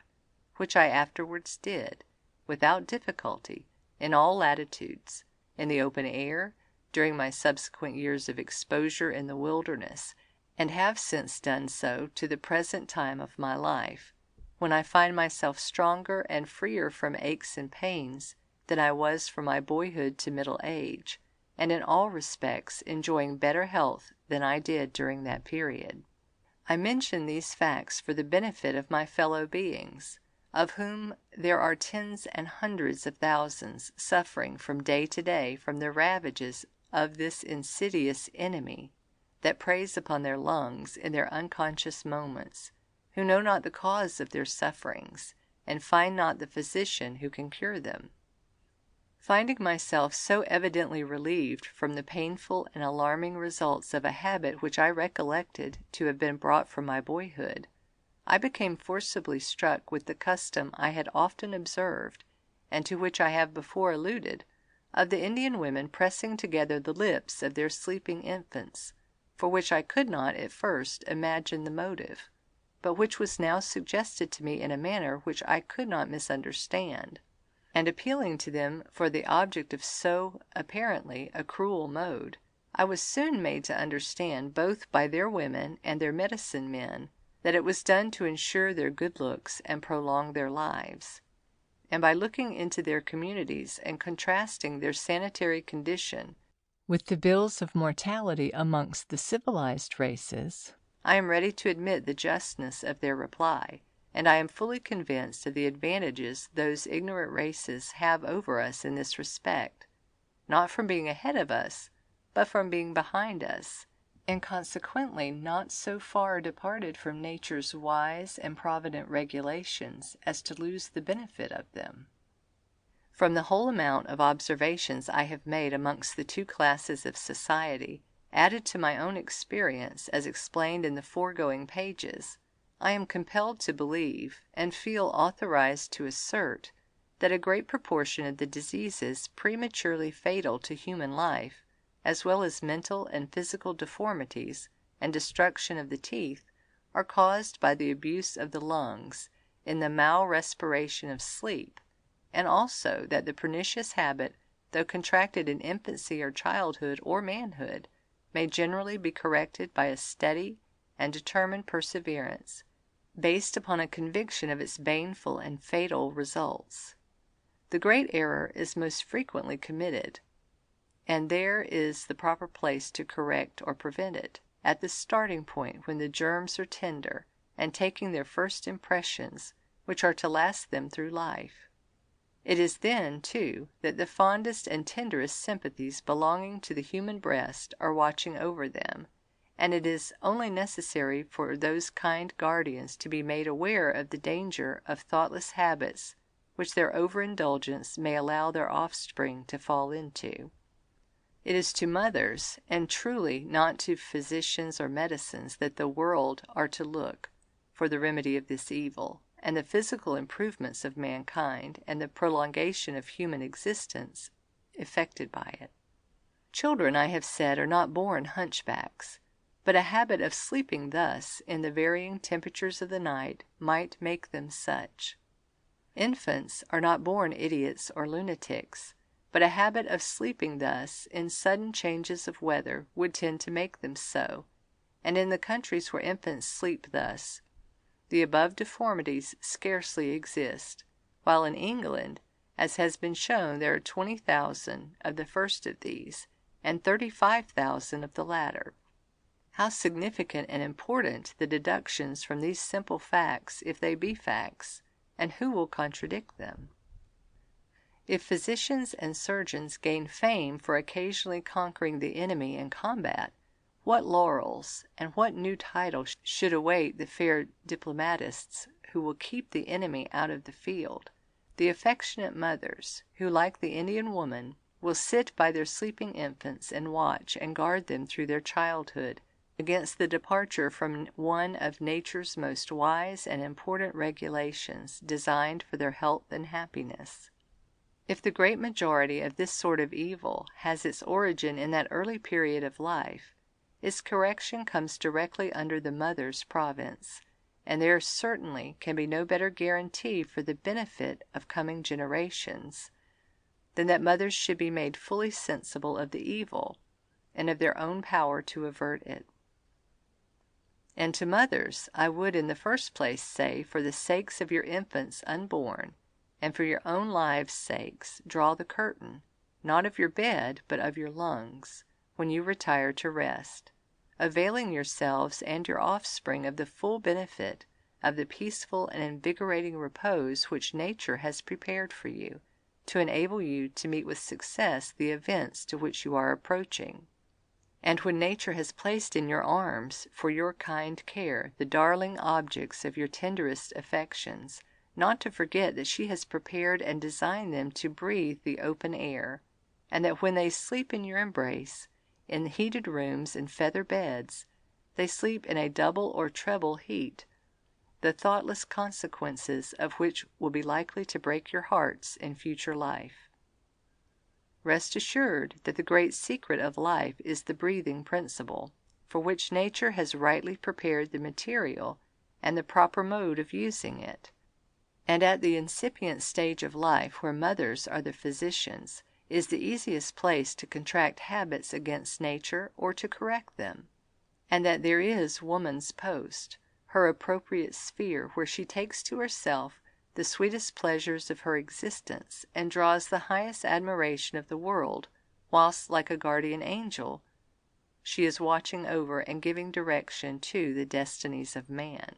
To children, to boys and girls who have grown up to the age of discretion and are able to read, the above information and advice are doubly important, because you have long lives of enjoyment or misery before you, and which, you now being out of your mother's immediate care, are to be controlled by your own actions, and that you may not undervalue the advice which I am about to advance directly to you, I may, as the clergyman repeats his text in his sermon, or a fond parent the important points of his advice to his son, repeat some things that I have said, while I am giving you further evidence of the importance of the subject I am now explaining to you. I advise you to bear in mind the awful bills of mortality amongst civilized societies which I have quoted, and realize the dangerous race which civilized man runs in life, how very few live to the age designed by nature, how many perish in infancy long before they are of your age, and consequently the dangers which you have already passed, and contrast all of these with those of the wild Indians, who by nature are no stronger than we are, but who generally live to good old age,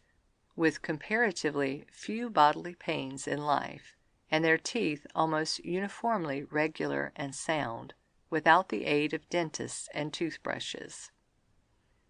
Have you observed by those bills of mortality that you are but one out of 2 or 3 of your little companions, who started and commenced playing along with you, permitted to live to boyhood,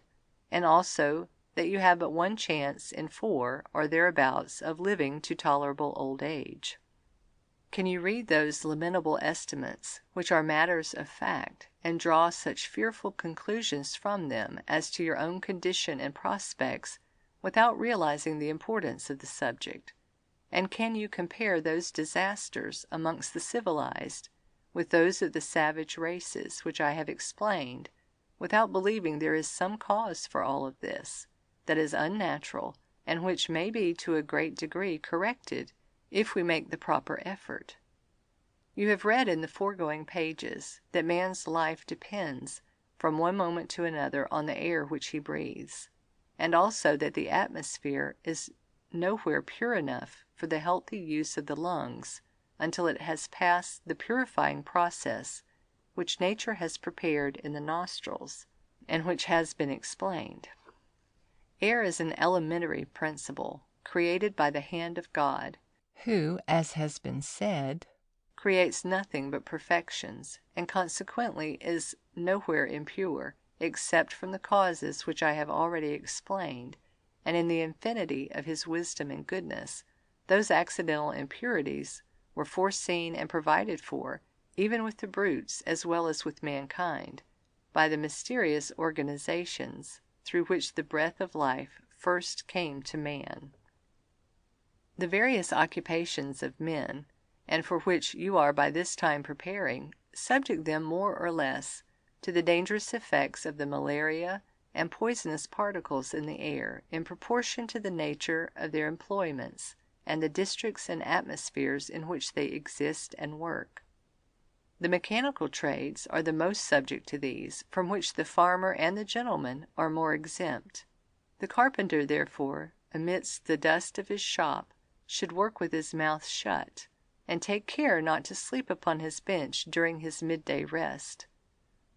The cutlery grinder should not work with his mouth open amidst the particles of steel which his feet raise from the floor, and the motion of his wheel keeps in circulation in the air. So with the stone cutter, and particularly those working in the hardest sort of stones and flint, the same precautions are necessary, as by the extraordinary proportion of deaths reported amongst those classes of workmen, the poisonous effects of their business are clearly proved, as well as by the accumulated particles of steel and silex found embedded in their lungs and coating the respiratory organs, and which, to have caused premature death, must have been inhaled through the mouth. Physicians are constantly informing the world in their reports of the fatal results of these poisonous things inhaled into the lungs. But why do they not say at the same time that there are two modes of inhalation, by the nose and by the mouth, and inform the mechanics and laborers of the world, who are thus risking their lives, that there is safety to life in one way, and great danger in the other? If physicians forget to give you this advice, these suggestions with your own discretion may be of service to you. The savages have the advantage of moving about and sleeping in the open air, and civilized races have the advantages over the poor Indians of comfortable houses and beds and bedrooms, and also of the most skillful physicians and surgeons and dentists, and still we are struck with the deplorable results in our society of some latent cause of diseases, which I believe has been too much overlooked and neglected. Have you not many times waked in the middle of the night in great distress, with your mouths wide open, and so cold and dry that it took you a long time to moisten and shut them again? And did it occur to you at those moments that this was all the result of a careless habit,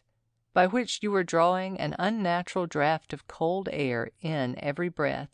directly on the lungs, instead of drawing it in through the nostrils, which nature has made for that especial purpose, giving it warmth and measuring its quantity suitable to the demands of repose? Watch your little brothers and sisters, or other little innocent playfellows, when asleep with their mouths strained open, and observe the painful expressions of their faces, their nervous agitation, the unnatural beating of their hearts, the twitching of their flesh, and the cords of their necks and throats, and your own reason will tell you that they do not enjoy such sleep. And on the other hand, what pictures of innocence and enjoyment are those who are quietly sleeping with their mouths firmly shut and their teeth closed, smiling as they are enjoying their natural repose? If you will for a few moments shut your eyes and let your under jaw fall down, as it sometimes does in your sleep, you will soon see how painful the overdraft of cold air on the lungs becomes, even in the daytime, when all your energies are in action to relieve you. And you will instantly perceive the mischief that such a mode of breathing might do in the night, when every muscle and nerve in your body is relaxed and seeking repose, and the chill of the midnight air is increasing. It is, most undoubtedly, the above-named habit which produces confirmed snorers, and also consumption of the lungs and many other diseases, as well as premature decay of the teeth, the nightmare, etc., from which it has been shown the savage races are chiefly exempt, and, I firmly believe, from the fact that they always sleep with their mouths closed and their teeth together, as I have before described. There are many of you who read, to whom this advice will not be necessary, while many others of your little companions will attract your sympathy when you see them asleep, with their mouths strained open, and their sensations anything but those of joy and rest. Their teeth are growing during those hours, and will grow of unequal length, and in unnatural directions, and oftentimes disabling them in after life from shutting their mouths, even in their waking hours, and most lamentably disfiguring their faces for the remainder of their days. It is then, my young readers, for you to evade these evils, to save your own lives and your good looks by your own efforts, which I believe the most of you can do, without the aid of physicians or dentists, who are always the ready and bold antagonists of disease, but never called until the enemy has made the attack. I imagine you now just entering upon the stage of life where you are to come under the gaze of the world, and to make those impressions and form those connections in society which are to attend you and to benefit or to injure you through life. You are just at that period of your existence when the proverb begins to apply, that man's life is in his own hands. And if this be not always true, it is quite true that much of his good looks, his daily enjoyments, and the control of his habits are within the reach of his attainment. These are all advantages worth striving for, and if you sternly persevere for their accomplishment, you will perfectly verify in your own cases the other and truer adage that at middle age man is his own best physician. I recollect, and shall never forget while I live, that in my boyhood I fell in love with a charming little girl, merely because her pretty mouth was always shut. Her words, which were few, and always, I thought, so fitly spoken, seemed to issue from the center of her cherry lips, whilst the corners of her mouth seemed to me to be honeyed together. No excitements could bring more than a sweet smile on her lips, which seemed to hold confident guard over the white and pretty treasures they enclosed, and which were permitted but occasionally to be seen peeping out. Of such a mouth it was easy to imagine, even without seeing them, the beautiful embellishments that were within, as well as the sweet and innocent expression of its repose during the hours of sleep. And from such impressions I recollect it was exceedingly difficult and painful to wean my boyish affections. To young people who have the world before them to choose in, and to be chosen, next to the importance of life itself and their future welfare, are the habits which are to disfigure and impair, or to beautify and protect that feature which, with man and woman alike, is the most expressive and attractive of the face, and at the same time the most subject to the influence of pleasing or disagreeable or disgusting habits. Good looks and other personal attractions are desirable and licensed to all, and much more generally attainable than the world suppose, who take the various features and expressions which they see in the multitude as the works of nature's hand. The natural mouth of man is always an expressive and agreeable feature, but the departures from it, which are caused by the predominance of different passions or tastes, or by the perfectly insipid and disgusting habit which has been explained, are anything but agreeable, and but little in harmony with the advance of his intellect. Open mouths during the night are sure to produce open mouths during the day. The teeth protrude, if the habit commenced in infancy, so the mouth can't be shut, the natural expression is lost, the voice is affected, polypus takes possession of the nose, the teeth decay, tainted breath ensues, and the lungs are destroyed. The whole features of the face are changed. The under jaw, unhinged, falls and retires. The cheeks are hollowed, and the cheekbones and the upper jaw advance, and the brow and the upper eyelids are unnaturally lifted, presenting at once the leading features and expression of idiocy. These are changes in the contour and expression of the face which anyone can sufficiently illustrate with a little effort, on his own face, before a looking-glass, and that these results are often fixed and permanently retained in society, every sane person is able to discover. And I believe most persons will agree with me that they are the unfortunate results of the habit I am denouncing. All of the world judge of men's dispositions and character by the expressions of their face. And how disastrous may it therefore be for men to indulge an expression of face in their sleep which they would be ashamed of in their waking hours. The world is full of such, however, and such a man asleep and a sleeping idiot are exactly the same. How appalling the thought, and dangerous the habit,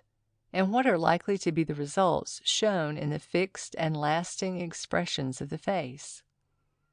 These remarks and these questions are intended for boys and young men, for I can scarcely allow myself to believe that young ladies would be caught sleeping thus. But one word of advice even to them may not be amiss. Idiots asleep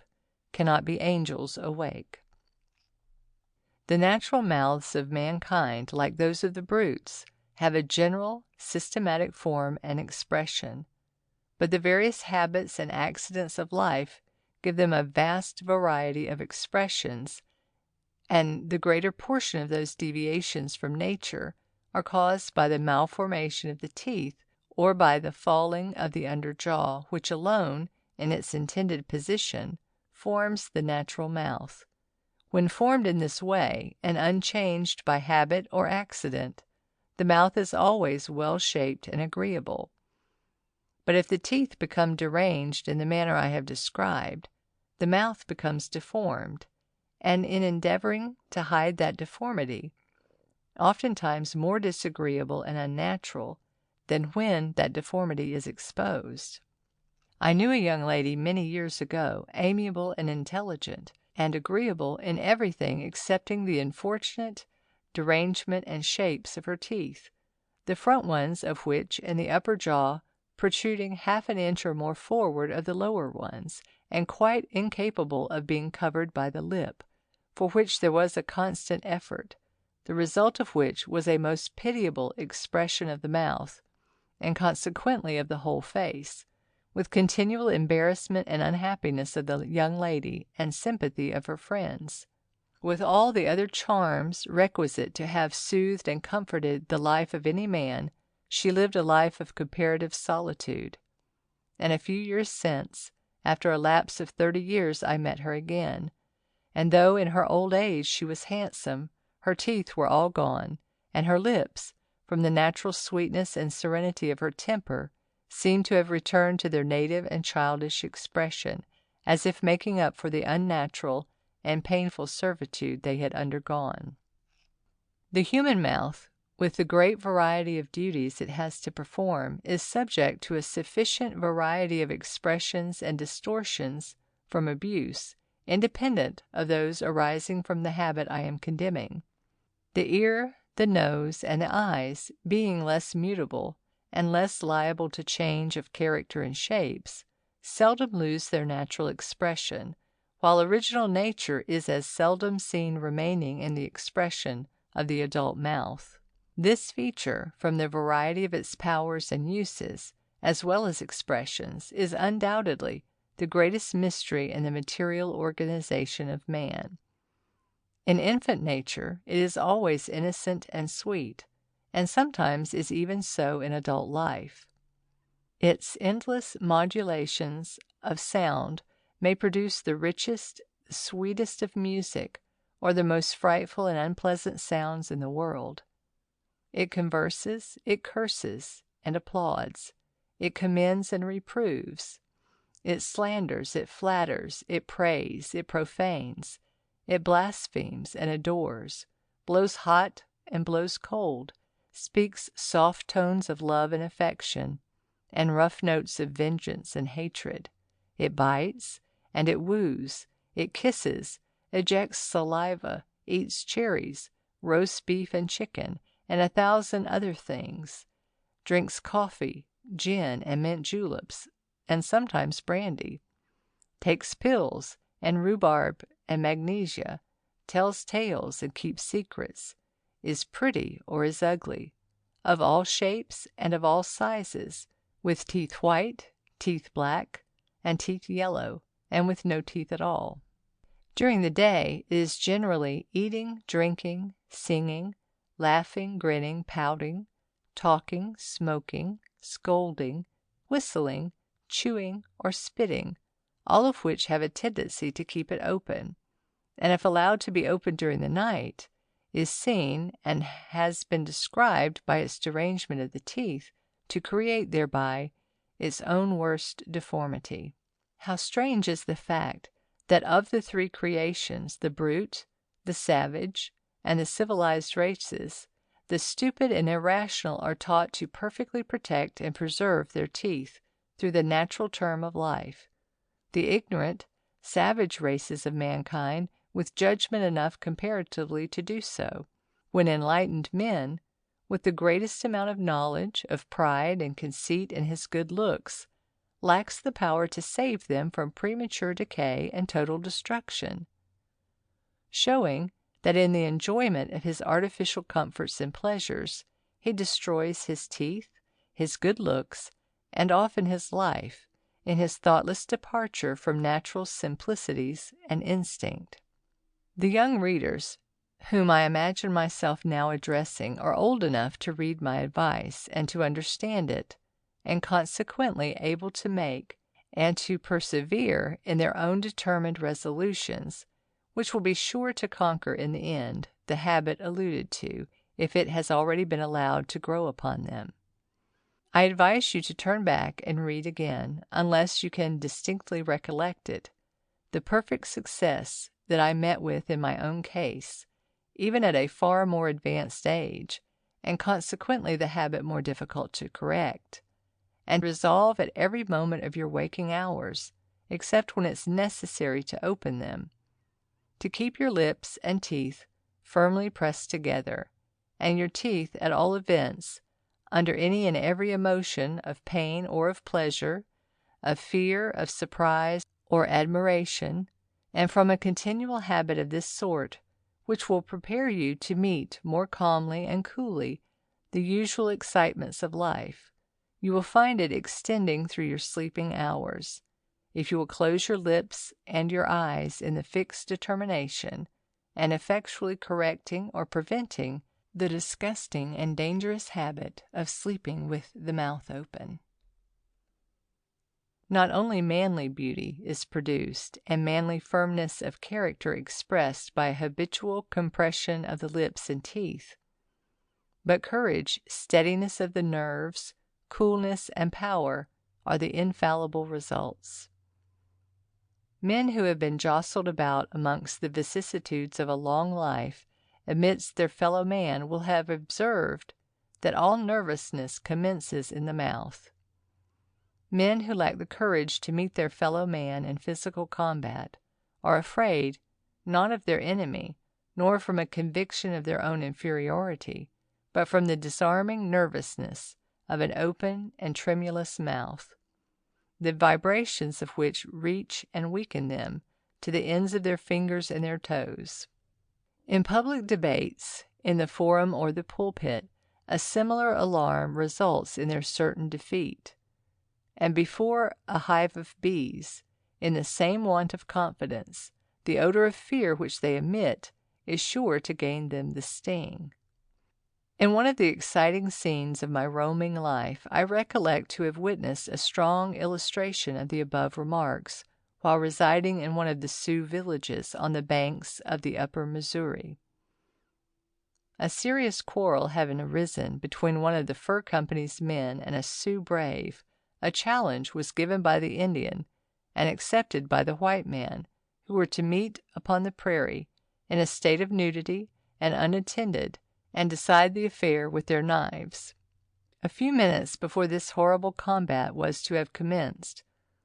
both parties being on the ground and perfectly prepared, the factor and myself succeeded in bringing them to a reconciliation, and finally to a shaking of hands, by which we had the satisfaction of knowing beyond a doubt that we had been the means of saving the life of one of these men, and a short time afterwards, when alone with the Indian, I asked him if he had not felt fears of his antagonist, who appeared much his superior in size and in strength, to which he very promptly replied no, not in the least. I never fear harm from a man who can't shut his mouth, no matter how large or how strong he may be. I was forcibly struck with this reply, as well as with the conviction I had got in my own mind, and no doubt from the same symptoms, that the white man would have been killed if they had fought. That there is an unnatural and lasting contour, as well as an expression of ugliness and lack of manly firmness of character produced in the human face by the habit I have described, every discerning member of society is able easily to decide. No one would hesitate a moment in deciding which of these he would have the most reason to fear in battle, or which to choose as his advocate for the protection of his life or his property. No young lady would delay a moment in saying which of these, in her estimation, is the best-looking young man, or deciding in her own mind which of them she would prefer for her suitor, provided she were to take either. No one would hesitate in deciding which of these horses to buy, provided the poor brutes were victims to such misfortunes. And no one, most assuredly, so poor a physiognomist as not to decide in a moment which of these young ladies was the most happy, and which would be likely to get married the first. And from these innocent and helpless startings in life, it is easy to perceive how man's best success, or first and worst misfortunes, are foreshadowed, and the fond mother, whilst she watches in thoughtless happiness over her sleeping idol, may read in that little open mouth the certain index to her future sorrows. It has already been said that man is an open-mouthed animal, and also shown that he is only so by habit and not by nature, and that the most striking difference which is found to exist between mankind in savage and civil states consists in that habit and its consequences, to be found in their relative sanitary conditions. The American savage often smiles, but seldom laughs, and he meets most of the emotions of life, however sudden and exciting they may be, with his lips and his teeth closed. He is, nevertheless, garrulous and fond of anecdote and jocular fun in his own fireside circles, but feels and expresses his pleasure without the explosive action of his muscles and gesticulation, which characterize the more cultivated races of his fellow men. Civilized people who, from their educations, are more excitable, regard most exciting, amusing, or alarming scenes with the mouth open, as in wonder, astonishment, pain, pleasure, listening, etc., and in laughing, draw pleasure in currents of air through their teeth, by which they ensure, perhaps, pain for themselves in their sober moments, and for their teeth, diseases and decay which no dentists can cure. The savage, without the change of a muscle in his face, listens to the rumbling of the earthquake or the thunder's crash, with his hand over his mouth, and if by the extreme of other excitements he is forced to laugh or to cry, his mouth is invariably hidden in the same manner. As an illustration of some of the above remarks, perhaps Punch and Judy, which is generally as apt as any other exciting scene to unmask the juveniles, may with effect be alluded to for contrast of expression, as familiar in our streets, or as it would be viewed by an equal multitude of savage children. It is one of the misfortunes of civilization that it has too many amusing and exciting things for the mouth to say, and too many delicious things for it to taste, to allow of its being closed during the day. The mouth, therefore, has too little reserve for the protection of its natural purity of expression, and too much exposure for the protection of its garniture, and, good advice is never too late, keep your mouth shut when you read, when you write, when you listen, when you are in pain, when you are walking, when you are running, when you are riding, and, by all means, when you are angry. There is no person in society but who will find and acknowledge improvement in health and enjoyment from even a temporary attention to this advice. Mankind, from the causes which have been named, are all more or less invalids from infancy to the end of their lives, and he who would make the most of life under these necessary ills, secure his good looks, and prolong his existence, should take care that his lungs and his teeth, however much they may be from habit or from necessity abused during the day, should at least be treated with kindness during the night. The habit against which I am contending, when strongly contracted, I am fully aware is a difficult one to correct. But when you think seriously of its importance, you will make your resolutions so strong and keep them with such fixed and determined perseverance that you will be sure to succeed in the end. If you charge your mind during the day sufficiently strong with any event which is to happen in the middle of the night, you are sure to wake at or near the time, and if so, and your minds dwell with sufficient attention on the importance of this subject during the day, and you close your eyes and your teeth at the same time, carrying this determination into your sleep, there will be a strong monitor during your rest that your mouth must be shut, and the benefits you will feel during the following day, even from a partial success, will encourage you to persevere until at last the grand and important object will be accomplished. One single suggestion more, young readers, and you will be ready to be your own physicians, your own protectors against the horrors of the nightmare, snoring, and the dangerous diseases above described. When you are in a theater, you will observe that most persons in the pit looking up to the gallery will have their mouths wide open, and those in the gallery looking down into the pit will be as sure to have their mouths shut. Then, when you lay your head upon your pillow, advance it a little forward,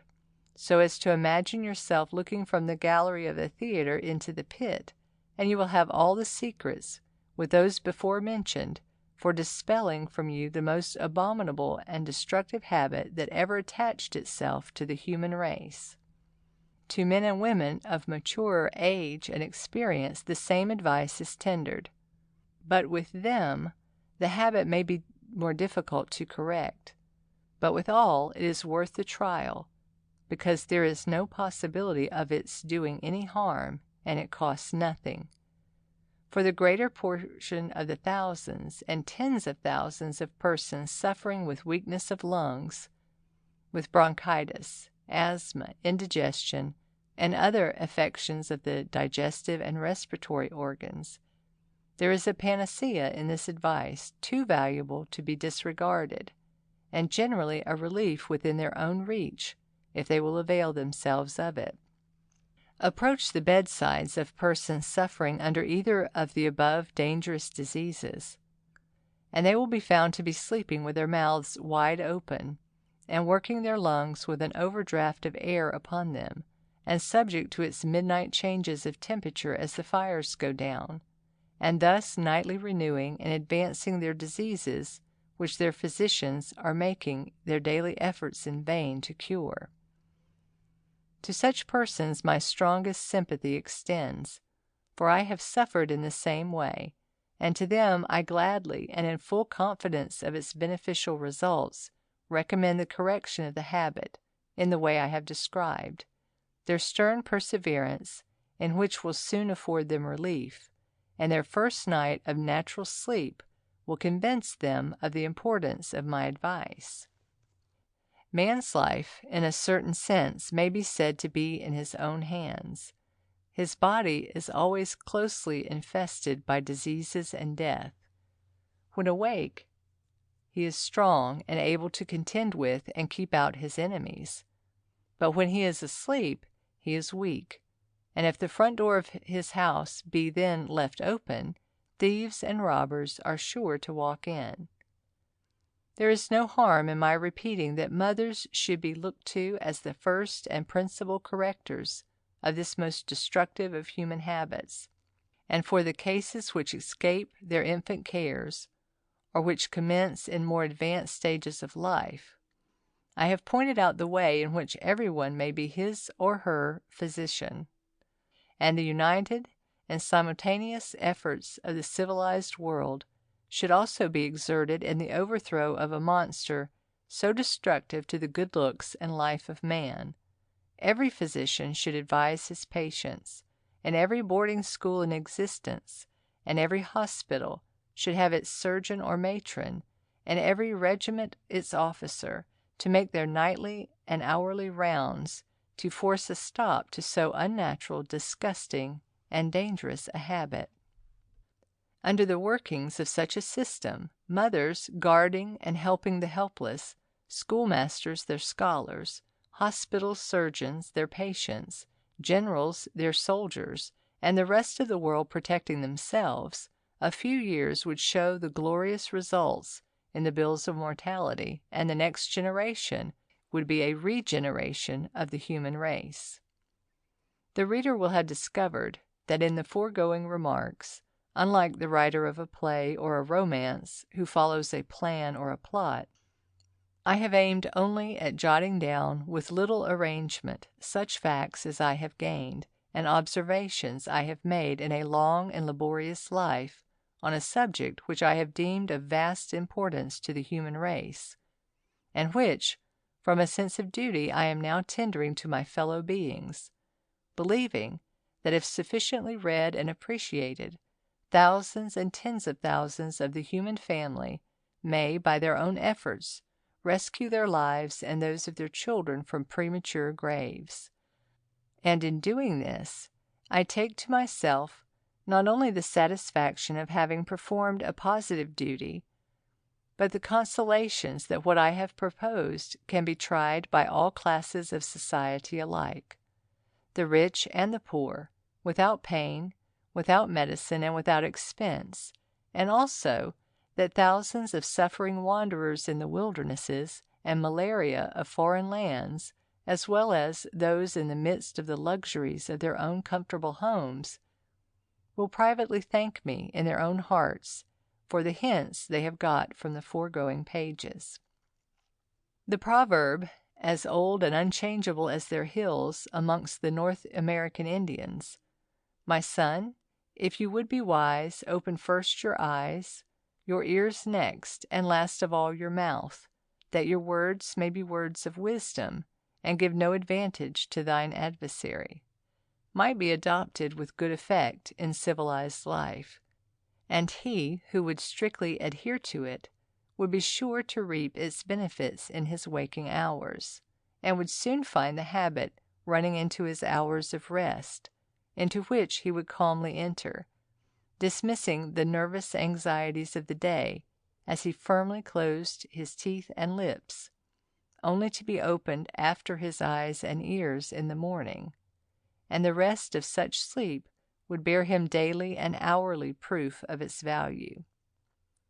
And if I were to endeavor to bequeath to posterity the most important motto which human language can convey, it should be in 3 words: shut your mouth. In the social interactions of life, this might have its beneficial results as the most friendly, cautionary advice, or be received as the grossest of insults. But where I would point and engrave it in every nursery and on every bedpost in the universe, its meaning could not be mistaken, and if obeyed, its importance would be soon realized. End of The Breath of Life by George Catlin,